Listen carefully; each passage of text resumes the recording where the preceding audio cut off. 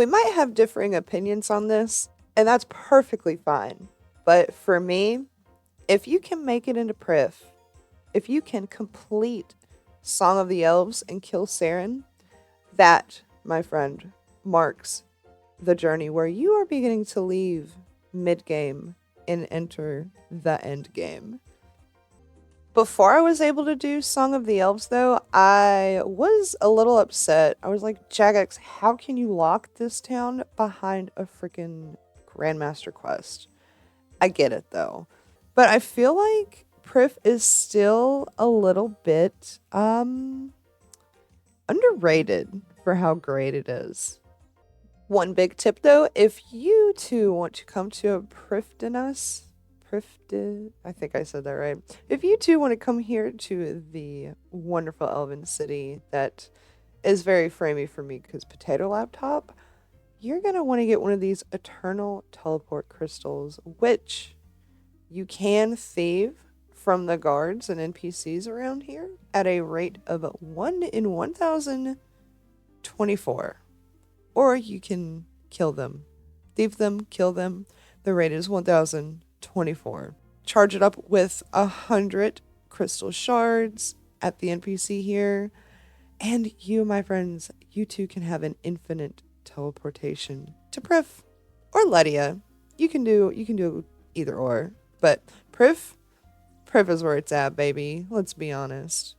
When you open up the map for Priff, though, a lot of the sites, a lot of the icons, it can be pretty intimidating. So I want to cover it quadrant by quadrant. And in the southwest quadrant, starting from the top, we have a POH portal, super duper awesome. And to the left of that is a spinning wheel and loom combo with the crafting shop. Moving down, we have clothing. That is where you're going to be finding those extremely pricey crystal crowns. And then we have the singing bowl, where yes, you can sing some crystal if you have the seeds. Further south, we have the dye trader, one of the few places in all of Gielinor where you can get one of every single dye. And just to the west of the dye trader is the estate agent, where you can choose to move your POH to here, to Priff, for whatever reasons. East of that, though, we have a sword shop and a plate body shop. I must say they're conveniently placed, but I'm a little upset one faces north and one faces south. Jagex loves to give you the runaround, don't they? But last but not least, here for this quadrant, we have the Ireworth Dungeon, Slayer Dungeon. You will find water fiends, necreals, moss giants, bloodvelds, dark beasts, elves, and at the very bottom, the southernmost point, you'll find the Karasks. Those are pretty niche Slayer monsters compared to everything else.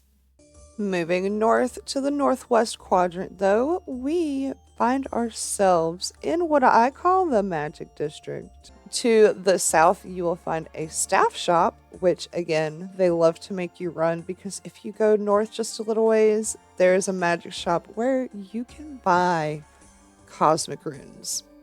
I don't buy them off the GE. I buy them here for half the price. And then you have the Gauntlet, the Corrupt Gauntlet. Hunlif, scary. I have not done the Gauntlet yet, but just to the south here, at this lovely little water feature, this pond and bridge, you got magic trees, which are a short run, especially if you have the log sack, the log basket, that thing, because the bank is just to the east. And on that same bank building, that is where you begin the Prifddinas agility course, which is pretty fun. And just like woodcutting, mining, you also get a chance at crystal shards here. And along with being in the Magic District, there is a sand pit. We love that. It's close to the bank. An altar to pray at, a mace shop kind of out of the way, Death's office, and this pub. It's not super useful and it is pretty niche, but if you have 69 agility, you need 70 to run this course. Buy Elven Dawn from this pub. It heals you for 1 HP, increases your agility by 1, lowers your strength by 1. But that can get you in the course. The northeast quadrant of Priff, I have to say, is definitely the woodcutting, farming, fletching quarter.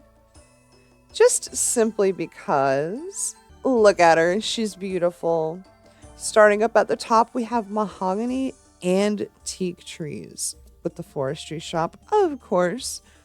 Just a hop, skip, and a jump away from the sawmill. Granting that run to the bank is a little far, but you know, you can't have it all, right? We have a crystal tree patch to farm those crystal shards if you get any crystal acorns. A herbalist shop, spirit tree, plenty of stoves and water sources for cooking, but let's face it, you can find better places to cook than here. But there is a dairy churn and a food shop. Great news for all those Ironmen out there, because the bank is close to the dairy churn. If you gotta churn out some milk or some butter en masse, bam. That's probably the shortest trip you're gonna have. We have a gem stall, silver stall, silk trader, and spice shop, along with a farming shop to go with the patches. And the last quadrant of Prifddinas, for us to have made a complete lap around the town, has to be probably my favorite. I do want to point out that I believe Jagex ran out of space in our previous district because the archery shop with fletching would have fit wonderfully up there. And there's this yew tree node down here as well that also would have went up there. But yeah, hey, space is always an issue. I get it. But the biggest reason why I love this district the most is this Trey Hearn mine, you guys. It's small, but there is a deposit box right here. It's got 26 iron, 8 silver, 19 coal, 14 gold, 7 mithril, 10 soft clay. This is one of the only places you can mine just straight up soft clay.